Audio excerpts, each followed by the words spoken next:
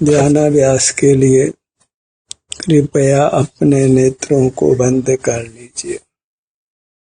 जहाँ बाहर का देखना जानना नहीं है, देखने जानने का अभिप्राय नहीं है, वहाँ स्वतः ही हमको अपना सुख अनुभव में आने लगता है।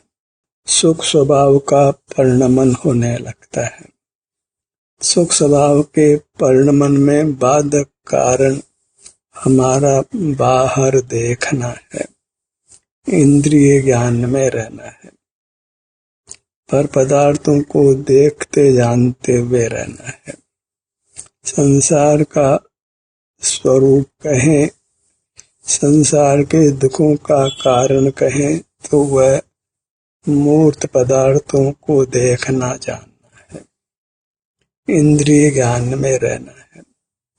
जैन शासन बस जिनेंद्र होने का ही उपदेश देता है, मूर्त पदार्थों को नहीं देखना जानना है, क्योंकि मूर्त पदार्थों के निमित्त से ही जीव का संसार में परिभ्रमण होता है।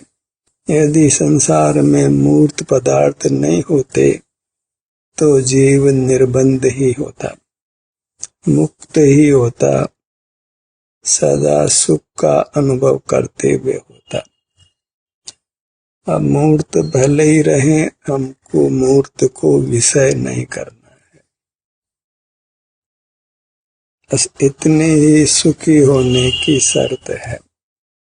बस इंद्रिय जय करना, तो फिर स्वतः ही मोह पर विजय हो जाती है। मोह पर विजय करनी नहीं पड़ती है।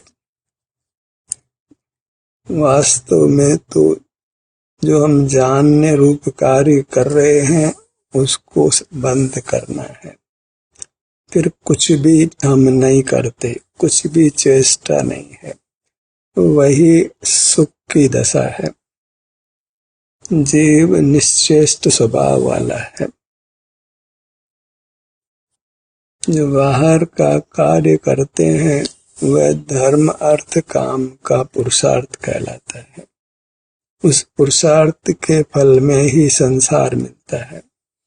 यदि वह पुरुषार्थ नहीं करें तो फिर स्वयं ही मोक्ष प्रकट हो जाता है।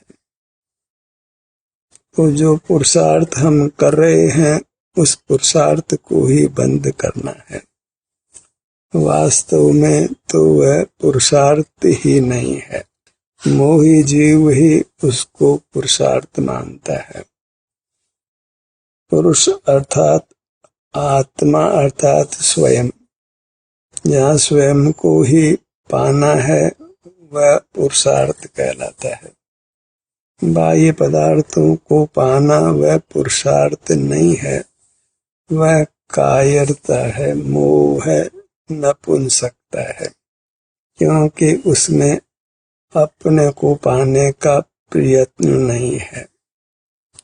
लोग भले उसको पुरुषार्थ कहें, मोही जीव ही उसको पुरुषार्थ कहते हैं, अन्यथा वह पुरुषार्थहीनता है। अपने ही पैरों पर कुल्हाड़ी चलाने को कौन पुरुषार्थ कहेगा। धर्म अर्थ काम का पुरुषार्थ अपने ही पैरों पर कुल्हाड़ी चलाना है। लोग अर्थ को कमाने की आवश्यकता भी महसूस करते हैं, इंद्रिय सुख भोगने की आवश्यकता भी महसूस करते हैं, और इसके लिए अर्थ कमाने की आवश्यकता भी महसूस करते हैं। और यह सब आवश्यकता इंद्रिय ज्ञान में ही महसूस होती है। जहाँ बाहर देखने जानने का अभिप्राय नहीं है, वहाँ फिर न धर्म का पुरुषार्थ होता है, न अर्थ का, न ज्ञान का। समग्र विपरीत पुरुषार्थ मिटता है। फिर स्वमेव ही निज में वृत्ति होती है, उसको पुरुषार्थ कहा जाता है, क्योंकि वास्तविक पुरुषार्थ निश्चेष्ट रहने रूप है। कुछ चेष्टा नहीं करना वह पुरुषार्थ है, वही धर्म ध्यान भी है। भले ये अटपटा लगता हो, पर सत्यार्थ यही है, क्योंकि स्वभाव को पाने में कुछ पुरुषार्थ नहीं करना पड़ता। स्वरूप स्वयं ही व्यक्त होता है यदि हम कोई चेष्टा नहीं करते। चेष्टा को बंद करने से स्वभाव व्यक्त हो जाता है। हम सुख स्वभावी हैं तो सुख प्रकट होता है यदि सुख पाने का प्रयत्न नहीं किया जाए। सुख हेतु प्रयत्न करता सुख जाता दूर है। स्वभाव को पाने के लिए कुछ पुरुषार्थ नहीं चाहिए। स्वभाव से भिन्न प्रभाव को पाने के लिए ही प्रयत्न करना पड़ता है। कहो तो ज्ञान करने के लिए ही प्रयत्न करना पड़ता है। स्कूल जाते हैं, शास्त्रों को पढ़ते हैं, पदार्थों को देखने के लिए दूर दूर जाते हैं, तो इसमें चेष्टा है। और जहाँ चेष्टा है वहाँ मोक्ष मार्ग नहीं है। माँ चिट्ठा चेष्टा मत कर। स्वभाव चेष्टा के अधीन नहीं है। अपनी वस्तु को पाने के लिए क्या चेष्टा? चेष्टा होती है पर वस्तु को पाने की, क्योंकि वह उपलब्ध नहीं है। अनुपलब्धि की ही इच्छा होती है, उपलब्धि की इच्छा नहीं होती। अपने को पाते हैं तो कोई इच्छा नहीं, क्योंकि आप उपलब्ध ही है। इच्छा विहीन होना है तो अपने को प्राप्त करिए। बाहर दृष्टि को रोकते हैं तो अपनी उपलब्धि स्वयं हो जाती है, उसको भी करना नहीं पड़ता है। यह वस्तु का स्वरूप ही है। इंद्रिय जय करने में मोह पर विजय हो जाती है, करना नहीं पड़ता है। मोही जीव ही यह कहता है कि राग मत करो, द्वेष मत करो।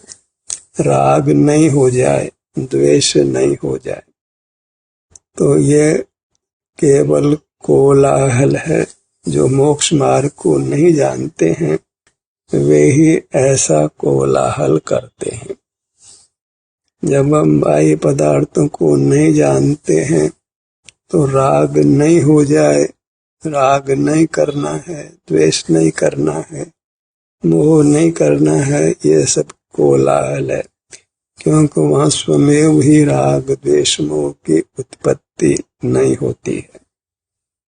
राग द्वेष की मोह की उत्पत्ति की अनिवार्य शर्त है कि हम जानने रूप परिणमन करें, पदार्थों को जानने का प्रयत्न करें।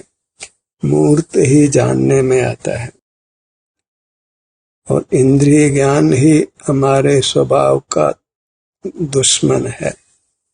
सुख स्वभाव है, उसको रोकने का काम इंद्रिय ज्ञान ही करता है। और इंद्रिय ज्ञान से अतिरिक्त अन्य कोई ज्ञान हमको नहीं होता है।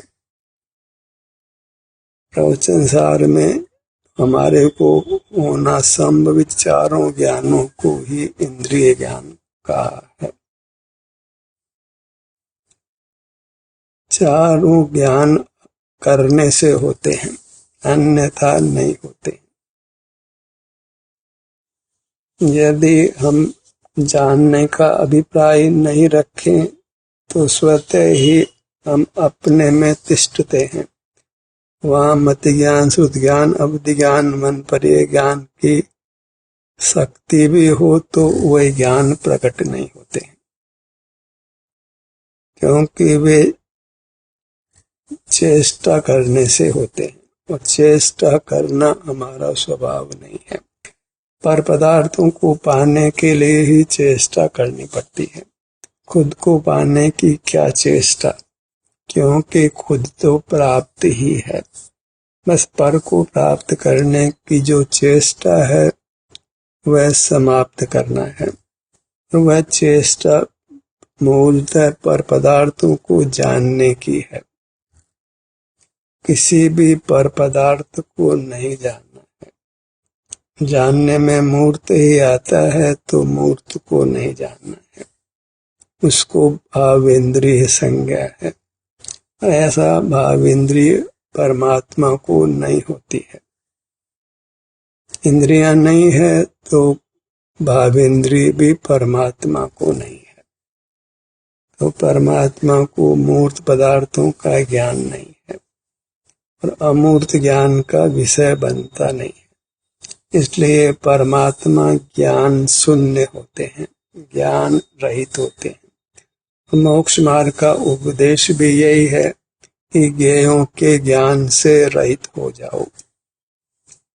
मार्ग में ज्ञेयों के ज्ञान से रहित होना है तो मार्ग फल में फिर ज्ञेयों का ज्ञान कैसे होने लगा। बिना मूर्त पदार्थों को जाने मूर्त पदार्थ जानने में नहीं आते हैं, क्योंकि मूर्त पदार्थों का जानना वह जानने का अभिप्राय छोड़ देने पर नहीं होता है, क्योंकि वहां फिर स्वरूप में स्थिति होती है। जीव परनिष्ठि होता है। उत्कृष्ट पदार्थ जो अपना स्वरूप है उसमें स्थित होता है और उस काल में नियम से कोई पर पदार्थ ज्ञान का विषय नहीं बनता है। ज्ञान ही नहीं होता है, सुख होता है। सुख के समय ज्ञान नहीं है और ज्ञान के समय सुख नहीं है। जब हम अपने स्वास्थ्य की स्थिति को भोगते हैं तो कुछ भी पर पदार्थों का जानना नहीं होता है। इसी से हमने मोक्ष मार्ग की परीक्षा करनी है। अनुभव में सुख का ही अनुभव है, वहाँ कोई मूर्त पदार्थ ज्ञान का विषय नहीं बनते हैं। और जब मूर्त पदार्थ सुख स्वभावी ही नहीं है तो वे ज्ञान का विषय बने, उसमें क्या हमारा लाभ है। निरर्थक की चेष्टा है। वह निरर्थक की चेष्टा परमात्मा को क्यों हो। इतनी सारी चर्चा इसलिए की जा रही है कि हम ज्ञान के पक्ष में हैं, दृढ़ता से पक्ष में हैं। इस पक्ष को छोड़े बिना अंतर में स्थिति नहीं हो सकती है, क्योंकि ज्ञान बहिर्मुख है और सुख में जीव बाहर स्थित नहीं है, वह अपने सुख के अनुभव रूप है। तो जीव का स्वभाव अनुभूति स्वरूप है और अनुभव शुद्ध अवस्था में सुख का है। तो परमात्मा केवल सुख को भोगते हैं, अन्य कुछ कार्य उनमें नहीं होता है। वे आनंद भोजी होते हैं। काश हम भी केवल आनंद भोजी होते। परमात्मा होने की इच्छा के गर्भ में यही है कि हमको केवल आनंद का भोग हो, केवल सुख हो, कुछ भी दुख नहीं हो, कुछ राग द्वेष नहीं हो, कुछ मूर्त पदार्थों का जानना जो कोलाहल रूप है वह नहीं हो। चारों ओर आवाजें आती हो, दुर्गंध होती हो, तेज प्रकाश होता हो, बहुत शीतलता हो, बहुत उष्णता हो, तो उस सब के ज्ञान में प्रकट आकुलता होती है। भला ऐसा ज्ञान कौन समझदार व्यक्ति चाहेगा। समझदार का मतलब अनुभूति से युक्त जीव है। जो अनुभूति से युक्त नहीं है वह तो अव्वल दर्जे का मूर्ख ही है, क्योंकि उसके पास सम्यक ज्ञान नहीं है। अनुभव से ही सम्यक ज्ञान होता है। यह त्रैकालिक नियम है। ज्ञान से अनुभव नहीं होता, अनुभव से ज्ञान होता है।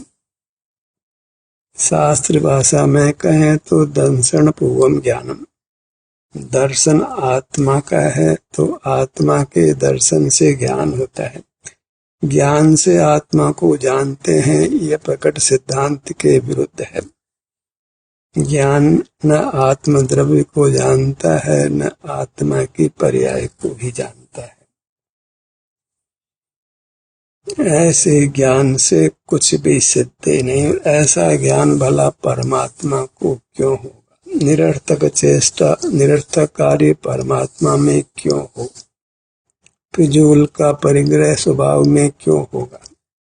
सकल ज्ञान पर प्रकाशक होने से परिग्रह रूप है, पाप रूप है।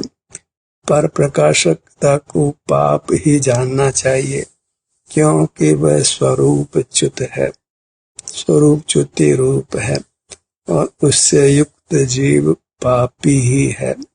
स एव पापा, वह पुण्यात्मा भी नहीं है, पापी ही है।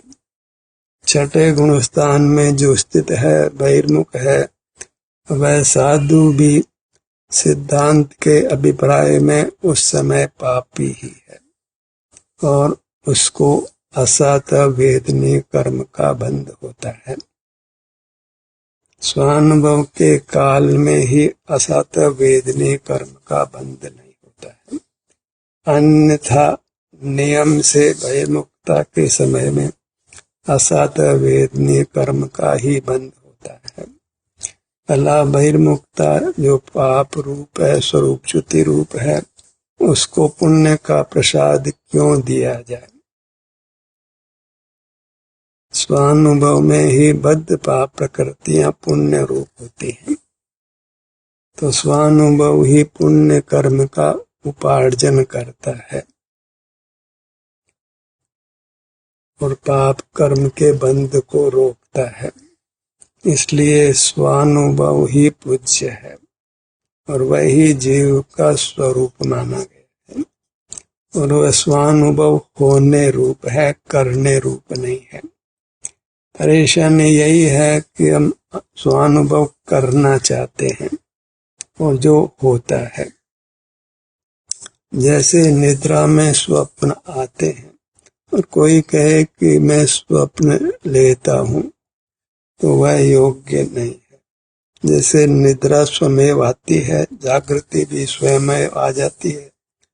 कोई कहे कि मैं निद्रा को करता हूँ, जागृति को करता हूँ, तो यह उसकी मान्यता मिथ्या है। इसी प्रकार कर्म का नाश होने पर सुख अपने आप ही होता है। मैं सुख को करता हूँ, ये मान्यता ठीक नहीं है। और ध्यानाभ्यास सुख रूप है, वह स्वमेव होता है, करना नहीं होता है। ध्यानाभ्यास बिल्कुल नहीं करना है, तो फिर ये सब क्या हो रहा है? ये सब इंद्रिय ज्ञान के निरोध करने का प्रयत्न हो रहा है। कुछ बाहर का जानना नहीं है, वह मेरा स्वभाव नहीं है। ध्यानाभ्यास में बस ज्ञान की निंदा ही की जाती है, सर्वज्ञता की अस्वीकृति ही की जाती है। यही नहीं करना है तो फिर ध्यानाभ्यास की चर्चा भी करना इष्ट नहीं है, क्योंकि फिर ध्यान होना ही नहीं है। ध्यान होता है सर्वज्ञता और ज्ञान के निषेध से, अन्यथा ध्यान होना संभव ही नहीं है, सुख होना संभव ही नहीं है। जो ज्ञान के पक्ष में खड़ा है, वह दर्शन मोह कर्म के बंध उदय सहित है, तो उसको मोक्ष मार्ग दूरतर है, दूर से भी दूर है, मोक्ष मार्ग नहीं है। मैं सुख स्वभावी हूँ, सुख मेरा स्वरूप है, तो स्वरूप को पाने में कोई यत्न नहीं है। मिश्री को मीठा होने में कोई यत्न नहीं, नमक को खारा होने में कोई यत्न नहीं, बर्फ को ठंडा होने में कोई यत्न नहीं। स्वभाव बिना यत्न के ही उपलब्ध होता है। फिर भी मोक्ष मार्ग को यत्न साध्य कहा गया है, तो विपरीत पुरुषार्थ को रोकना वही पुरुषार्थ है। ज्ञान को अपना स्वरूप नहीं मानना, ज्ञान का यत्न नहीं करना, फिर देखिए आनंद का भोग स्वयं होता है। फिर आप स्वस्थ होते हैं, निराकुल होते हैं, और वही मोक्ष का स्वरूप भी है। जो कार्य स्वमेव होता हो उसको क्यों करना है, तथापि करने की बात की जाती है तो वह निषेधात्मक है। जिनागम भी इंद्रिय जय करने का ही उपदेश देता है। संयम में इंद्रिय संयम को ही संयम कहा है।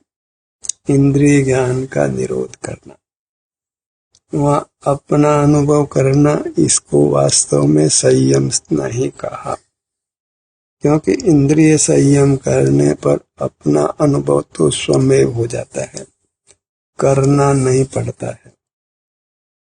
ध्यान यत्न साध्य है तो वास्तव में वह इंद्रिय ज्ञान का निरोध करना ही यत्न से होता है, और उसके मूल में तो ज्ञान को अपना स्वभाव नहीं मानना बहुत यत्न चाहिए, क्योंकि सारा जगत ही नहीं उपलब्ध आगम भी ज्ञान के पक्ष में है।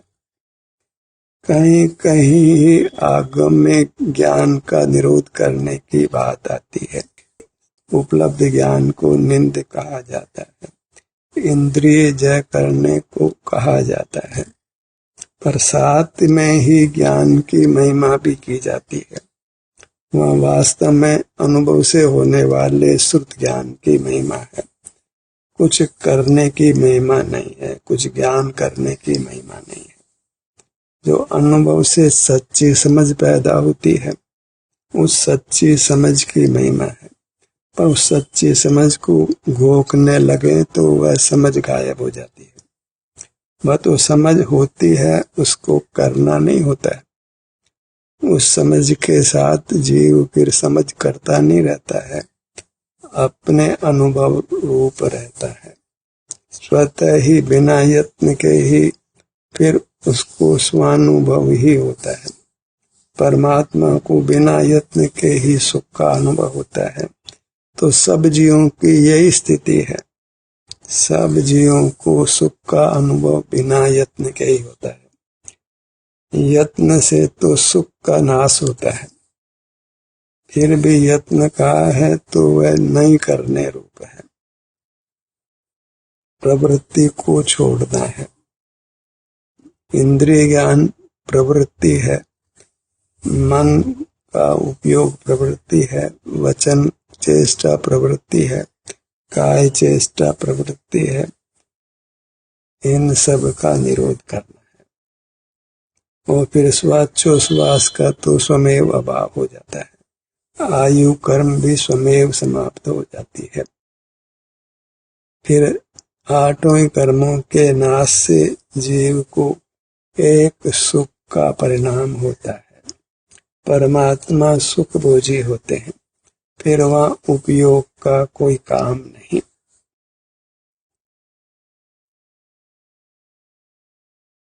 जीव को आनंद भोजी देखो। संसारी जीवों की अपेक्षा ही उपयोग को जीव का लक्षण कहते हैं। स्वानुभव तो कभी कदाचित होता है, अन्यथा तो जीव इंद्रिय ज्ञान में ही रहता है। और जब स्वानुभव में अधिक स्थिति हो जाती है तो फिर ज्ञान का प्रयत्न छूट जाता है। जहाँ सुख मिलता है वहाँ सहज जीव उस सुख को भोगता है। जब आप ही बाहर से हटकर अपने में सुख पाता है तो वह सुख फिर उसको पुनः पुनः ज्ञान के निरोध रूप करता है, ज्ञान की प्रवृत्ति को रोकता है। ज्ञान की प्रवृत्ति में जीव थकता है। स्कूल कॉलेज जाएं तो 24 घंटे स्कूल कॉलेज में नहीं पढ़ सकते, धर्मशास्त्रों को भी 24 घंटे नहीं पढ़ सकते, विचार भी 24 घंटे नहीं कर सकते हैं, फिर निद्रा में जाना पड़ता है। परमात्मा को 24 घंटे माने सदा सुख का अनुभव होता है। स्वभाव स्वमेव होता है, बिना यत्न के होता है, और उसमें कोई थकावट नहीं होती। वह स्वरूप में विश्राम की स्थिति है, स्वरूप को भोगने की स्थिति है। इस प्रकार हमने ध्यानाभ्यास के स्वरूप को समझना है। ध्यान के नाम पर नाना प्रकार का उद्यम नहीं करना है। कोई आनापान को देखना की बात करता है, कोई शरीर के स्पंदनों को अनुभव में लेने की बात करता है, तो वह सब योग्य नहीं है। प्रयत्न केवल इंद्रिय जय करने का है, तो स्वतः ही हमारे आत्म प्रदेशों में सुखानुभूति होती है। उसी से जैन शासन अन्य सब मतावलंबियों से भिन्न पड़ता है। अन्य चर्चा तो ध्यान के नाम पर अन्य मतियों में हमसे अधिक पाई जाती है।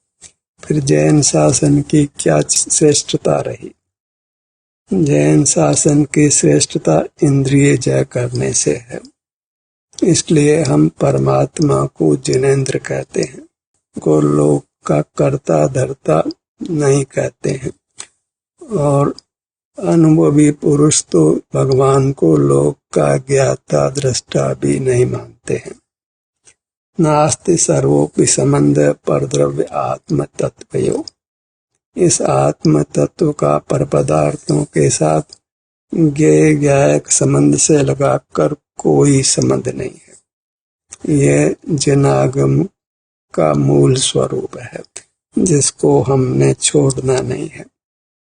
उसी से हम जिनेंद्र हो सकते हैं और अपने उत्तम सुख को पा सकते हैं। ध्यान का सत्र यहीं समाप्त होता है।